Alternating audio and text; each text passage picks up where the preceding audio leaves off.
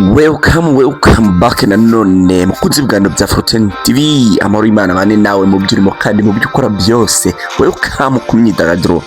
Umugabo bita Kiramani yongeye kugukubita icyo bita Big Bang kugira ngo wongere kunezerwa muri zino ntangiriro z'umwaka wa 2026.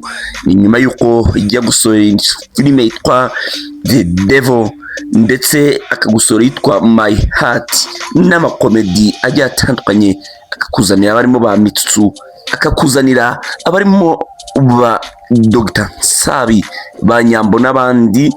Magingo yangaya he brings the new something, ari guteka ikintu kandi noneho yakizanye. Yaramaze iminsi ari guteka bayita ishapure ya mama. Iyi ngiyi ni filimi nshyashya igiye kuzajya icya kwitwa Kingdom, The Kingdom TV, maze mugende muyirebe. Magingo yangaya yatangiye gusohoka kuri The Kingdom, ndetse rwose ni filime iteye ubwoba. Nimbi kubwira ngo ni filime iteye ubwoba ku bantu babashe kubona icyitwa trailer yayo, muragira ubwoba ndetse benshi muri mwe muri bugende mutitira mu buryo bugiye butangaje. Bamwita Daddy, umwite The Kiramani yakuzaniye rwose filime. Ni nyuma y'igihe mwari mutegereje ko azana ikindi kintu cya new one, ariko nanone akongera akavuga yuko yitwa My Heart yamukije, yamugize uwundi. Ntabwo yagenda kandi adashimira bitanyagiso, umwe mu bantu babashije kugira gute kumufasha kugira ngo abe ari we mubona uyu munsi. Ndetse rwose Kiramani burya ngo ikintu cyitwa igini cyamukubise icyo bita umunigo. Nyuma yuko mu minsi asigaye ategura amafilime, tukabonamo ibintu bimeze nka Devil kabisa, bino by'imyuka mibi, byatumye rero bifuza kumubaza. Aravuga ati buriya nanjye mu bihe byashize za kera za 2016 ati nigeze kugira rwose gutya igini rinkubita umunigo. Ni amagambo y'umugabo witwa Kiramani, nk'uko abyemera cyangwa se subyemere, ariko kuri kwe ndetse agira gutya akagusangiza rubanda kugira ngo nabo babashe kwirinda The Devil.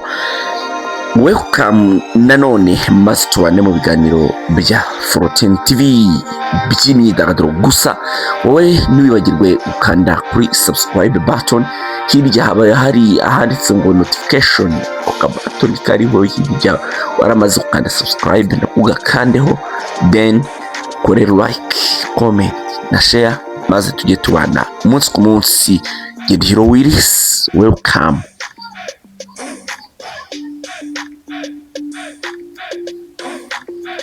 Ikaze nanone bamwita Kiramani. Reka duhere kuri iki ngiki. Uvuga yuko yanizwe n'igini agana mu mwaka wa 2016 rwose, ngo hari ninjoro ariko atanasinziriye yumva ikintu kiramunigaguye, maze sugutokesha vayo. Niko cyaje nacyo kuba kimurekura umuhogo, ngo cyari kirimo ngo kimutera umunigo. Kiramani mwamumenye ryari? Kiramani waje za 2019 zikira za 2020, maze akarukiritwa n'umugabo bita Nyagiso muri filime zitandukanye yagiye akina zacaga kuri channel ya Afrimax TV zahitinze. Maze Kiramani nawe muramumenya akina mu yitwa Military Love, nayo muramumenya.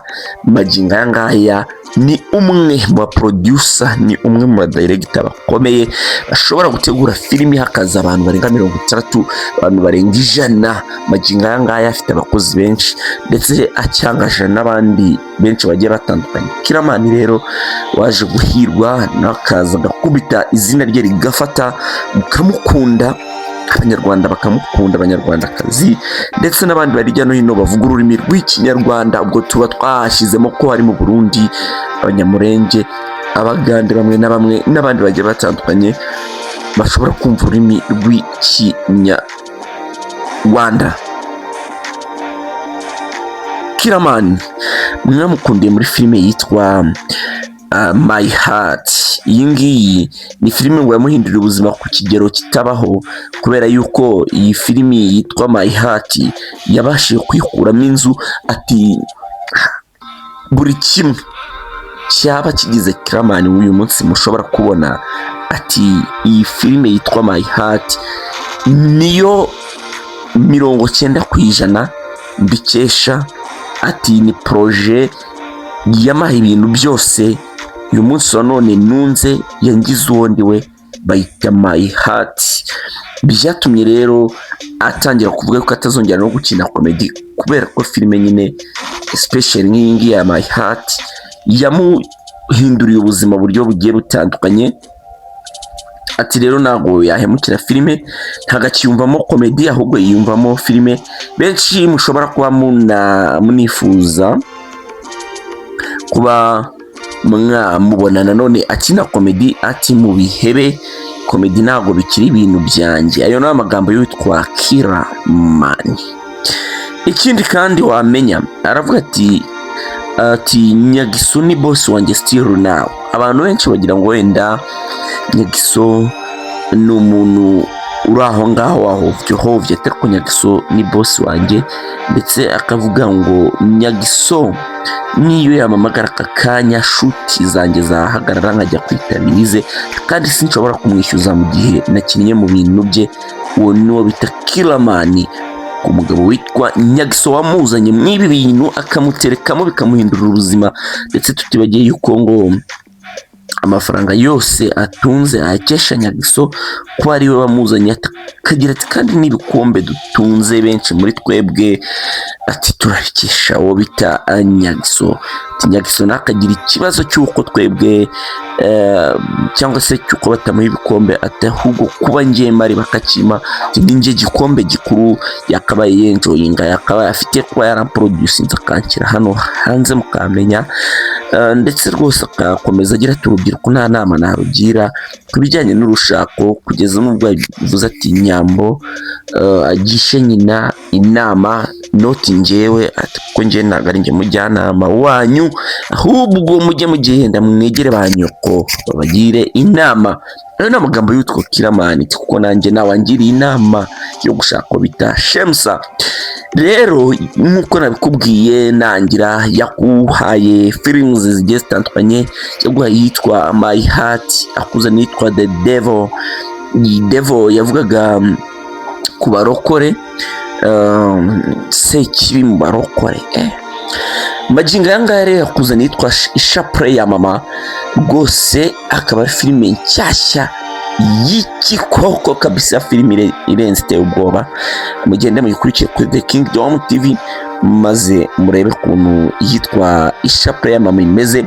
Nk'uko The Devil yavugaga ku bantu b'abarokore, ubwo turavuga nyine amadini ya kirokore, yitwa Ishapure ya Mama yo ngo izajya bivuga ku bantu b'abakatolike. Yemwe usibye n'ibyo ngibyo ngo byo kuvuga ku bakatolike, filimi yitwa Ishapure ya Mama ngo nyuma yayo azazana nivuga ku bantu b'abayisilamu. Ni ukuvuga ngo mwese nta n'umwe uhejwe bijyanye n'idini abarizwamo. Kiramani mwese aba yabarebyeho, aba yabibutse mwese. Iyi ni Afro10 TV. Nibagirwa gukanda subscribe, reka nguvuge ngo njye ndi Hero Willis Astravista.